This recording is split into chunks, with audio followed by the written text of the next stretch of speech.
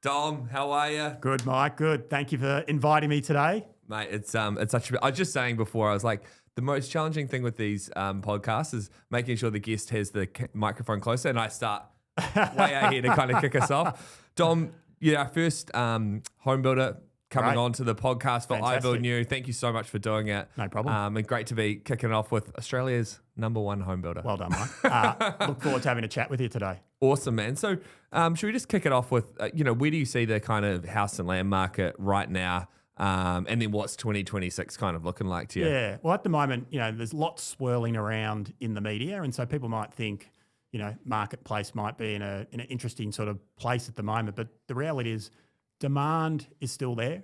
Inquiry is still there. What has probably changed in more recent times is, buyers are a little bit more considered, a bit more cautious around, their decisions around a home builder and what they're looking for in a home, and just taking a little bit longer to make those decisions. And I guess our role in all of that is to try and help them through that process. Yeah, and do you know what we were talking about before we started shooting is just the dynamic of markets within markets, and traveling to to Queensland. I'm going there in a couple of days' time, and the on the ground kind of feeling and vibe within Queensland relative to Victoria is kind of so different right now. How are you seeing the kind of how does that translate from a consumer point of view and for the Metricon business? Yeah, I mean, I think as I touched on, demand is still there really across the board, but certainly in each market, it is a little bit different. You're 100% right. In Queensland, they've had a pretty positive run in that market for the last couple of years. I think incentives, government coming in, doubling the first homeowner grant, about 18 months ago certainly helped with that. And I think in general, the energy in Queensland with the Olympics coming up in 2032 and things like that is all very, very positive. In South Australia as well, that market has continued to be very, very consistent, again, underpinned by, government support with different incentives and just, trying to support first home buyers into the market. Victoria has been, the more interesting place in the last sort of 12 to 18 months. But we've definitely seen the market be a lot more stable than perhaps where it was a couple of years ago. Yeah. And probably in Melbourne is where, when we talk about cautious and consideration and, buyers taking more time to make decisions and feeling like they need a little bit more certainty around things, which hopefully we can deliver for them. That's where we're probably seeing that, particularly in that new estates greenfield space. But, I think one of the great things I've seen in more recent times, particularly this year, is in our regional markets, not only here in regional Victoria, but in other regions across the states. Definitely seeing some positivity in those markets as well, and that buyer coming back into that market. And I think, we'll probably touch on it through the course of this conversation. Affordability is a big driver of that, and prices landing exactly where particularly those first home buyers want to be. Yeah, completely makes sense. And so when we look in Victoria, we've got the regional market, we've got the growth corridors, and then we've got the kind of knockdown rebuild market. Which of those three? How would you rank those three in terms of those three cohorts as far as consumer demand and traction and stuff like that? That inner middle ring of Melbourne, that knockdown rebuild market, has probably been pretty strong, pretty solid over the last couple of years. Those people that can afford to knock down and rebuild a home, have definitely continued to sort of underpin the market. That sort of upgrader, family type buyer. And has that kind of been relatively consistent over the past few years? Because I know, if we go back 5-6 years ago when there was the home builder grant during that horrible period we won't actually refer to. No, let's not relive that, Mike. We won't relive that. So we kind of had that period, which was like everything was going like gangbusters from the builder side. And then we kind of had a bit of a lull, and then we kind of come back up. Did the knockdown rebuild market, did it kind of follow the same trajectory, or has it been more stable? And how did that? It's definitely been, probably the way I would describe it, has definitely been the most consistent market in terms of demand and ultimately sales being there. And we've certainly seen a number of builders that perhaps wouldn't normally have competed in that space come into that market. Happy to take on the competition from that point of view. We're very, very confident in our brand and importantly in the design of our homes and what we bring to customers. So, but yes, that knockdown rebuild market has been pretty consistent over the last couple of years. I think that growth corridor, new estate areas where there was a lot of pull forward of demand post-COVID when home grants happened. So that demand is now starting to come back. But In the growth corridors. In the growth corridors. But yeah, a lot more stable than, again, where we've been from a couple of years ago. But still some work to be done there. And then certainly in the regions, we're definitely starting to see, more customers coming back into that space. And again, affordability is the real driver around that. Yeah, interesting. And because I guess one of the great things about Metricon, and certainly, we were talking about how bloody long we've both been working in this category. I think always it's one of the most challenging consumers to really target and engage well is the Knockdown rebuild customer, just because it's kind of not as much of a mass consumer product in the same way. It's relatively easy to kind of go find someone that's looking to live in the master plan communities, because it's kind of the mass consumer product for builder. And Metricon's kind of had the benefit, I suppose, like is particularly well suited because the brand is the most well known brand for builders. Yeah. So do you find that kind of is? It must be a massive tool for finding those consumers that are kind of hard to reach on the Knockdown rebuild. I think there's a couple of things that we've done in that space. Certainly our brand has helped sort of connect with that type of customer that is, looking for great design. And we really feel like, design is one of our key points of difference. Because they're hard to kind of intercept at that stage. You kind of almost have to have had some kind of share in their mind in the lead up, Absolutely. I mean, we conduct our own annual brand research each year. And there's a variety of different things that we look at from a brand point of view, not only our own brand, but how we sort of sit against our sort of competitors as well. And, when you look at, shopping lists and things like that, if you're not in the sort of top 2 or 3, you're nowhere basically. And thankfully, we've invested heavily in this brand over time. There's been many great people before me as well that have invested heavily in this brand in order to make sure that we are top of mind, both in heart and head.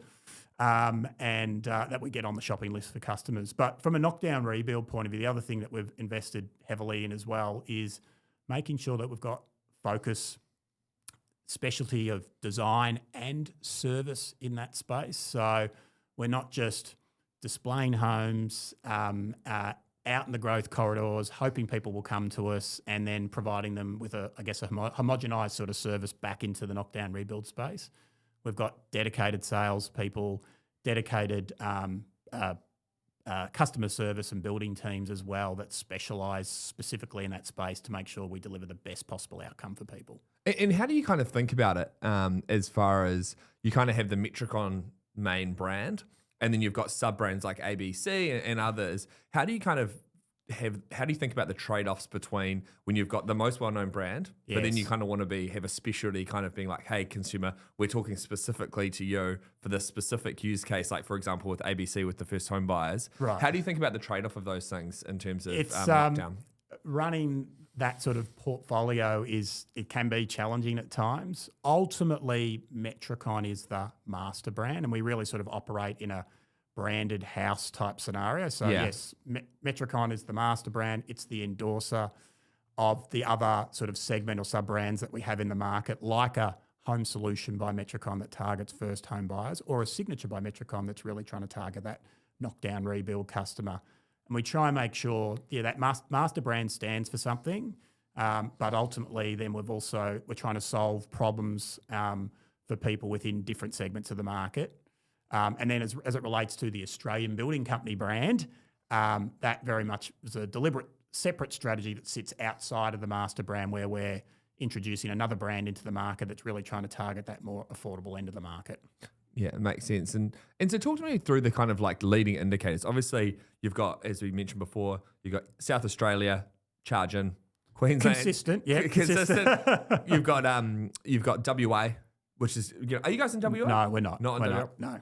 So you've got Queensland and call it South Australia, which are kind of more buoyant markets. Yes. Victoria's a bit more challenged. How do you kind of think about measuring the different leading indicators for those brands so you can adapt your marketing and sales strategy and go to market? Yeah, well, I think the interesting thing is that you do need to kind of recognise we're the one builder that has a true national brand. So many builders that we might compete against operate with different brands in different markets. So we carry that Metricon brand across all the states that we operate in. But then we've been in each state for a different period of time as well, and our brand is perhaps recognised slightly differently in each of those states also. So Victoria, obviously, we were born in Victoria back in 1976. It's our 50th year, Mike. So Hey, there you go. we're 50 years strong, but it's all about the next 50. So exactly, mate. Spoken like a true marketer. Spoken like a true marketer. But yeah, so we've obviously had the time to really build the brand in this particular market in Victoria. We've been in Queensland for over 20 years now, and in New South Wales and South Australia for 10 plus years also. So each state does require a different level of sort of nuance in terms of how the brand is sort of promoted and represented in those markets. But for the most part, we've got a consistent national brand that sort of overlays across all those states. Yeah, nice. And I think the other, obviously, one of the key challenges right now, obviously, what's happening with the war overseas and the interest rates and what's happening with the budget and all of these kind of variables are kind of creating a lot of uncertainty, both for consumers as well as what's the cost base of a house and the input costs actually going to look like when you go through the building process. Yes. And consumers kind of are looking for that certainty as far as like a fixed price contract. So how are you kind of thinking about how do you manage that and make sure you kind of protect it and you make an appropriate margin for the risk and the work you're taking on, right, while also kind of providing as much certainty as practical for the consumer? Yeah, well, I was saying to somebody the other week, actually, there's a lot that's sort of swirling around in terms of change, uncertainty, those sorts of things. And really our role is to bring certainty and confidence to people. Around the cost-based piece, it's a lot more stable. We're a lot more sort of, in terms of how we're managing our cost base, we're a lot more disciplined around what we're doing in that space. Post-COVID, I think everybody sort of learnt various lessons from that. And ultimately, it's in our interest to make sure that we're delivering the best possible value back to the customer and trying to make things as affordable as possible for them. So we work really, really closely with key supplier partners to make sure that we understand what's going on from a cost-based point of view, and that we're making sure that we allow for various things in order to deliver the best possible price to customers. And how many of are you mostly doing fixed price or mostly cost plus? No. It's all fixed price, right? It's all fixed price. So, we want to make sure that that's part of the certainty opportunity for customers, is to know that when they engage with Metricon, that they're getting a fixed price contract, they know what the price of their build's going to be, and they can move forward with confidence around that. Yeah, geez, I can imagine that must take a lot of kind of analytics and supply chain management to be able to, particularly when you guys are doing the scale and the volume that. Correct. Yeah. And when you think about it, when somebody decides that they want to move forward with us and they pay an initial deposit, and then ultimately, yes, we do. We work out exactly what home they're gonna choose, and they put together a contract. At that point, once they sign that is fixed. So we need to make sure that the price that we've offered today is going to be available to them in 6 to 9 to 12 months' time. So yes, you do need to make sure that you've got some really good disciplines and processes in place to land that price correctly. And the one thing that I would say is we've got great people working within our business, not only from a building point of view, but also across procurement, and within our customer service and pricing teams as well, to make sure that, again, we're delivering the best for our customers.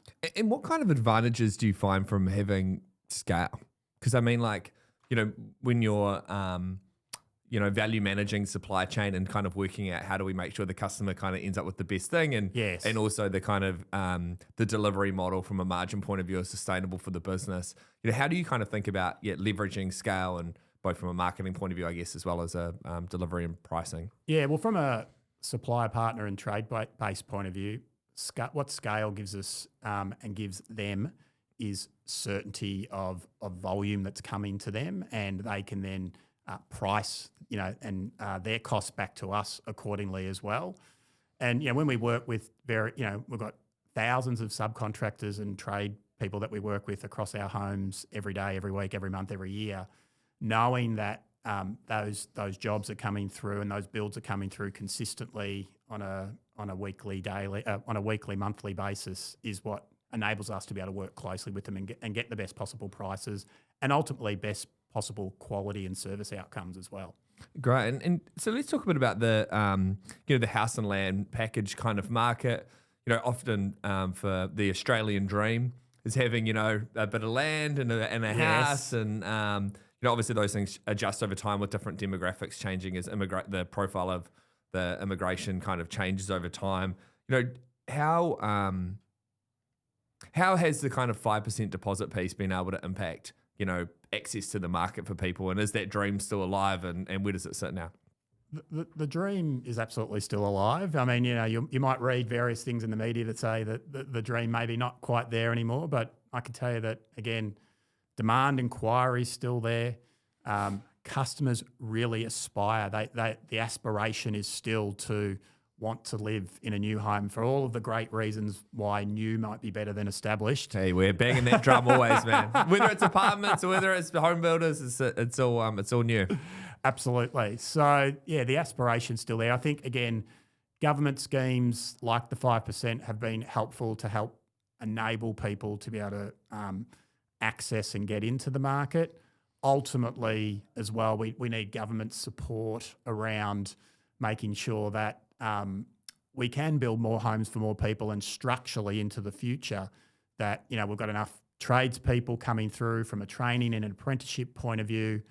And that government is not only just putting targets out there, but actually having some tangible deliverables in order for us to actually be able to deliver against those targets is probably the other critical thing that needs to happen, in addition to incentives and things like that, which we welcome, but it needs to be balanced with a sort of more holistic view as well. With infrastructure and the like? Correct. Yeah. And so talking about the land kind of component, you guys work with all the major land developers. Do you want to talk through what the Metricon value prop is to those guys, and what makes a great land partner? Yeah, I think for us with various developer partners that we work with is, again, we're trying to reach as broad an aperture of the market as we can.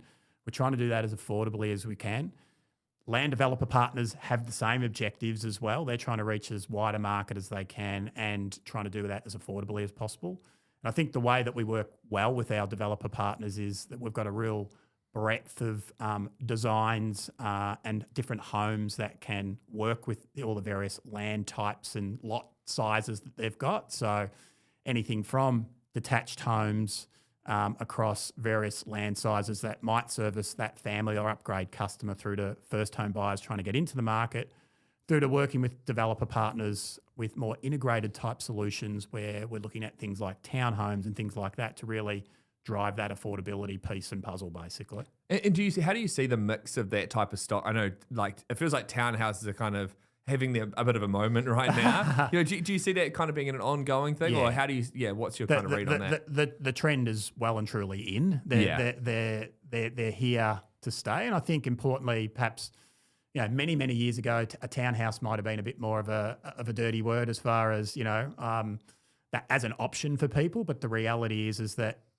we're building and designing townhomes today that are essentially, like a regular sort of home that offer all of the accommodation that any family would need, as well as perhaps people that are looking to sort of enter the first home market for the first time. And, in that townhome space, we've got a variety of designs, both from single story and double story, where we've got 4-bedroom, even 5-bedroom townhomes now. 5-bedroom townhomes, right. As well as, even 2- and 3-bedroom homes. Again, it's all about trying to make getting into your new home, the aspiration of actually owning, the great Australian dream, making that possible by offering a whole wide variety of different home options for people. And we just had a question on the live. Thank you for the person that asked that. How often do you guys think about the home designs, and how often are you creating new home design, refreshing them and the like?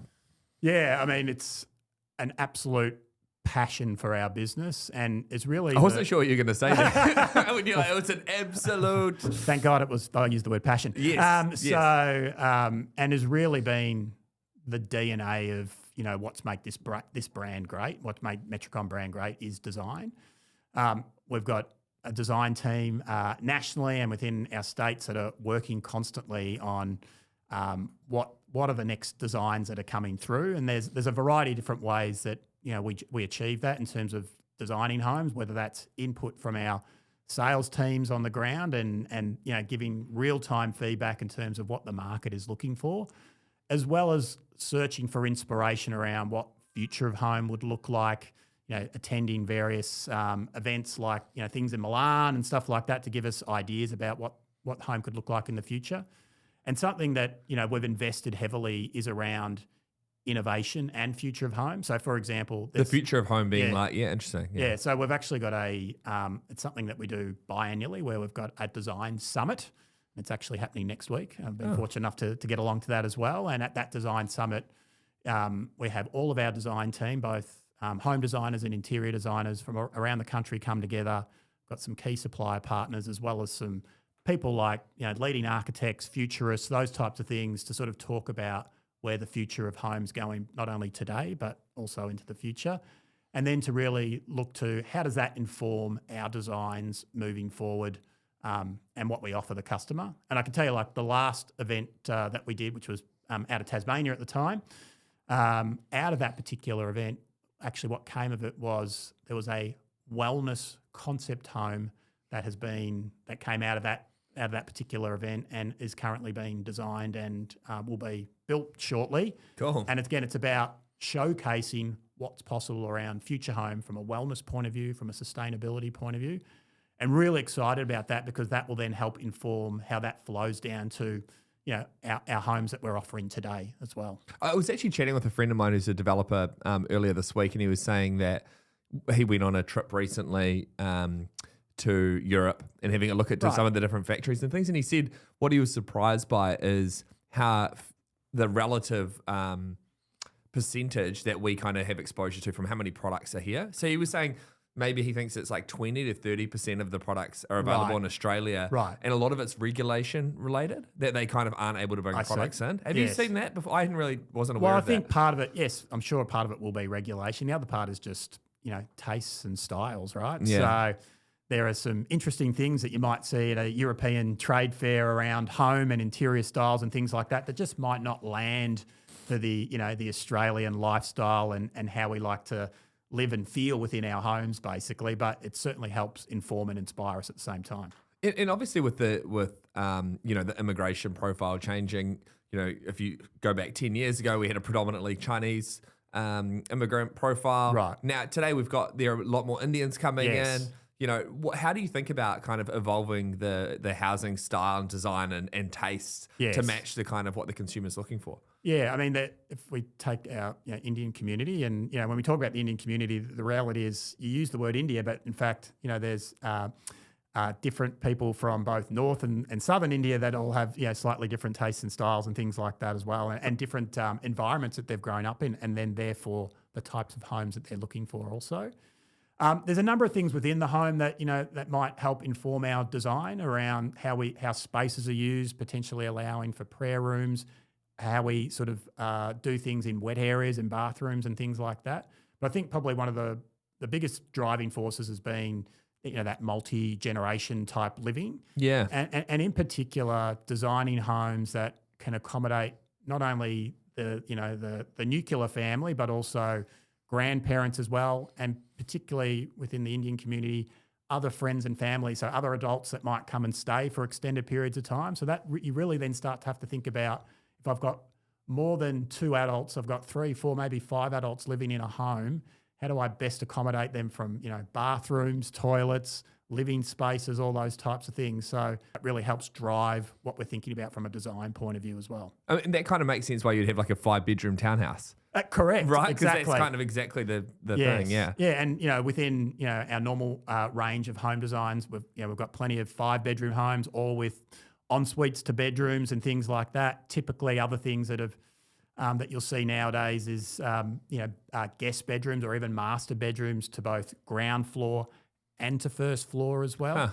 And again, it's to accommodate different people that are living within that home and the different needs that they might have as well. And what are some of the other things that you're seeing kind of as emerging trends as far as that future home and the types of, things outside of the prayer room that kind of, either with the Indian community or just, across the board? More broadly, it is really about, homes need to function in a different way. That more people are doing at home more often, whether that's working from home and also spending more time at home because, cost of living might mean that, they can't get to the restaurant as much anymore, so they'll entertain at home. Yeah. And they're doing more things at home as well. So what that means is that, yes, the home needs to function a particular way, but it also needs to have flexibility. That's definitely a trend. And you might think, well, that sounds pretty obvious, but flexibility not only within the spaces that we design, but flexibility for how those spaces are being used today, but also how they may be used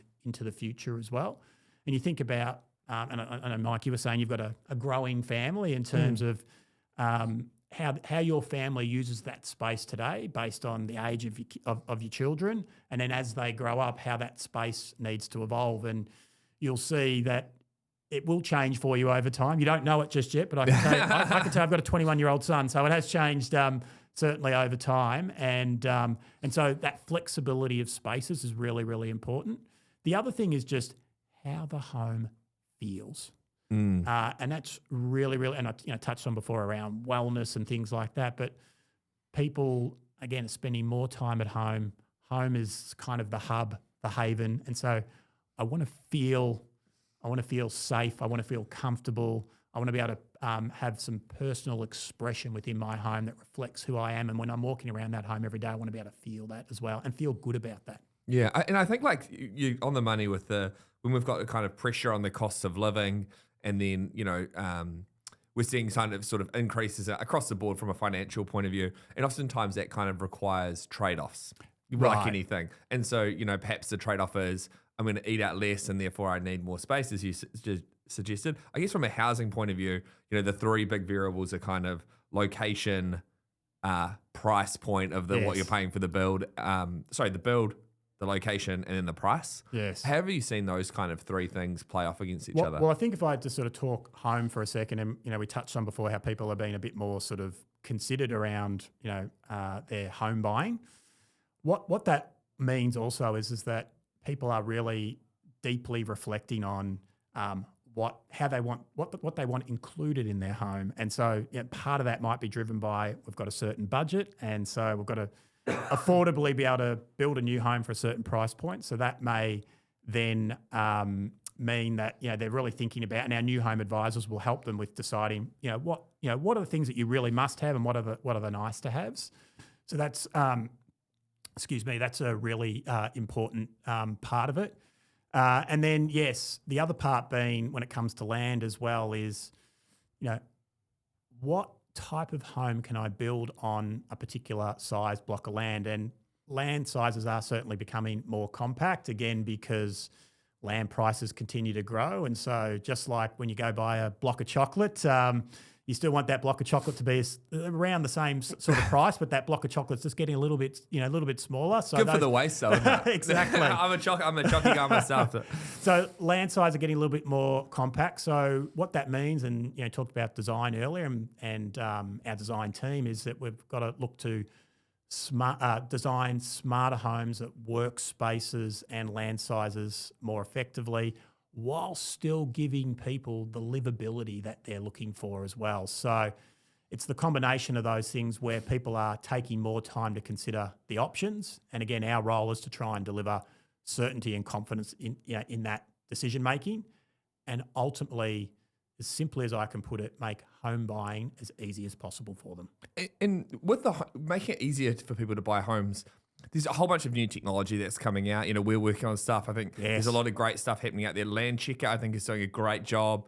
Obviously, you've got Archistar as well. How are you finding consumers are, more savvy than they were previously, or how does that evolve? Definitely. I mean, the one thing I continue to talk about is that we don't live in a bubble in this category, in this industry. People are using we're all customers, first of all. People are using technology every day. What's the one bit of technology that, we all probably have used either once or very, very regularly that we think is very, very frictionless and easy to use? Uber, right? Yeah. Using Uber app. So people are very used to using that. So why would their expectation about how they engage with other businesses and other categories, like home building, be any different? And so in particular, if I can give you some specific examples, when people choose a home with Metricon and they come into what's called our Studio M to select all of their various colours and finishes. I've been there. It's awesome, yeah. We've got to make that process as easy as possible. So in terms of the preparation coming into that process, but importantly on the day, being able to visualize the selections that you're making for your particular home and also be able to provide real-time, on-the-spot pricing so people can choose with confidence.